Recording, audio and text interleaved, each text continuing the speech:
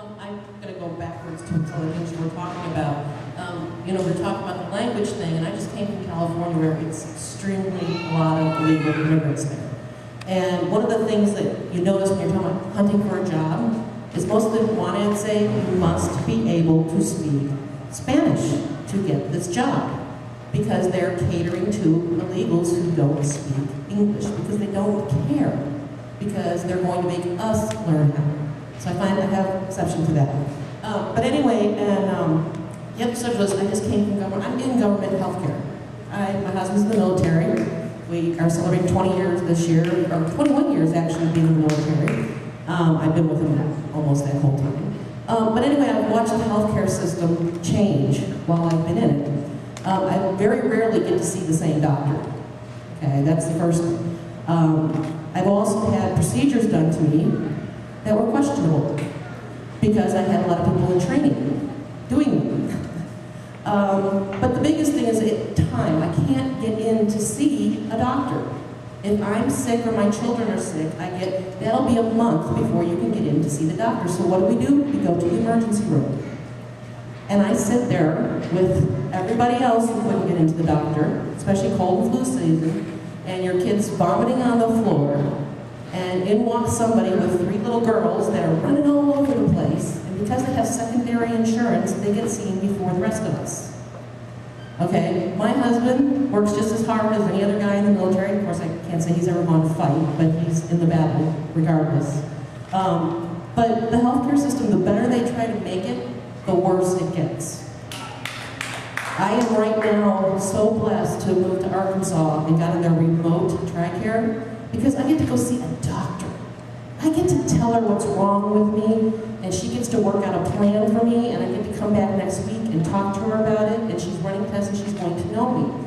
But I wanted to talk about, they're talking about putting records out there for, so that anybody can get them. The military hasn't figured out how to do that yet.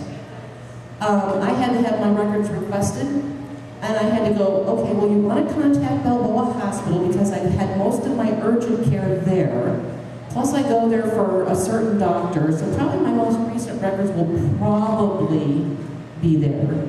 And then you want to call the other clinic because I haven't really been there in 2 or 3 years because I can't get in to see them, but they should have my past records, maybe. Because even when I went to see a doctor, they didn't pull up the computer and say, oh, Dawn, look, you have this and this and this. I had to sit there every time I went to a doctor for a cold, the flu, whatever, and I had to repeat my history. I've had a couple surgeries where I can't have children anymore, and I have been given so many pregnancy tests because you know that question they ask you, when was your last menstrual cycle? I don't know. It's been years. Well, we better give you a pregnancy test. I'm like, years I haven't had. This is what I went through. I sat in the emergency room for 2 hours waiting for a pregnancy test because nobody knew my history. Nobody.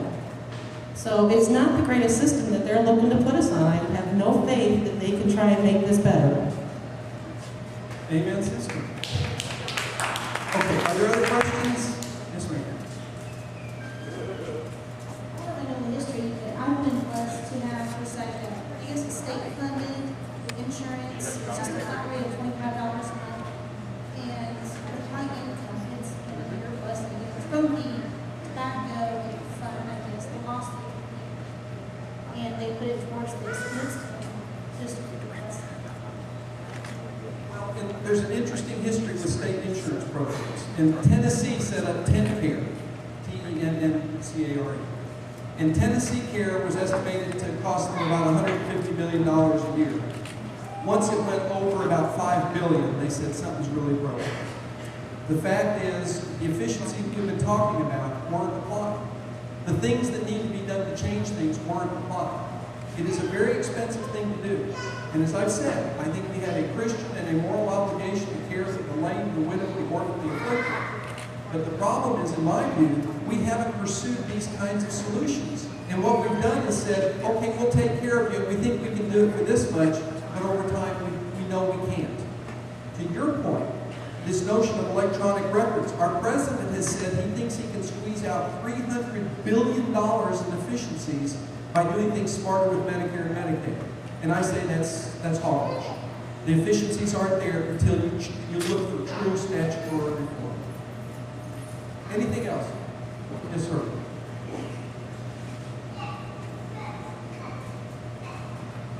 My main issue is the Central Bank of the United States, which is a private corporation called the Federal Reserve, and I would encourage everyone to do their research on it.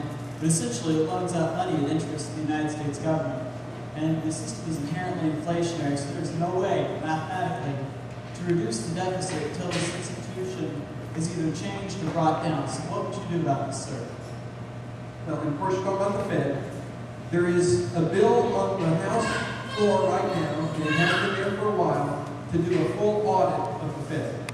As you would guess, some people at the Fed are saying, whoa, whoa, whoa, whoa, whoa, I don't want anybody looking at my books. Bernie Skoch's view is an audit needs to happen. We need to find out what's the deal. Now, I'm not prepared to tell you, sir, that I would favor doing away with the Fed today. I want to see the results of that audit first. I think there is probably useful purpose in having a central bank. Whether it needs to be a private corporation or not, I think an audit needs to study that. Whether it needs to have constant escalation in interest rates, I think an audit needs to repeal it. But I absolutely favor the bill that's on the floor that's in favor of auditing the Fed. Yes, sir. Mr. Scott, I keep hearing about a social agenda. What is it and where is it taking us and how can we stop it? Okay, social agenda. Robert Ward wrote a great book, and the book was titled Slouching Towards Gomorrah. I don't know that I believe that there's any cabal or any conspiracy or group of people that are saying, I want to lead these people down to perdition. I think the devil himself wants to do that. And I think we have a lot of accomplices in that process. But Borg's book points out how all these little pieces lead us a step closer and a step closer and a step closer to absolute moral decay. The fact is, in my view, when you remove caring from individuals, when I care for you as a neighbor or you care for me, and you collect it and you put it up at the government level, you lose caring. You lose Christian values. You lose people loving each other and caring for each other because, well, there's a government program to handle that. I think the biggest contributor to that is that we are allowing government to do things that it has no business doing. I do not believe there's a conspiracy. I do not believe that people on the left wing get together on Thursday night and say, okay, what can we stab them with today? But parents need to be parents. Schools don't need to be parents. Schools need to return to teaching values. Schools need to return to doing things like allowing someone to pray in school if they feel so moved. And we walk away from that. And I think as we do, we walk away from biblical teachings that teach us that there's a right and there's a wrong. I hope that answers your question, but I absolutely agree with your premise. We are in moral decay and we need to fix that. And the biggest thing we can do is strengthen the family, which is the most important unit of government that I'm aware of, and get government out of the business of providing welfare. If you read the preamble of the Constitution, it says that our government is formed to provide for the common defense and promote the general welfare. Now, when you go down and read later about the legislative branch, it says provide for the common defense and provide for the general welfare. But the word is general welfare, meaning the welfare of the states. It is not government's job to provide welfare to individuals.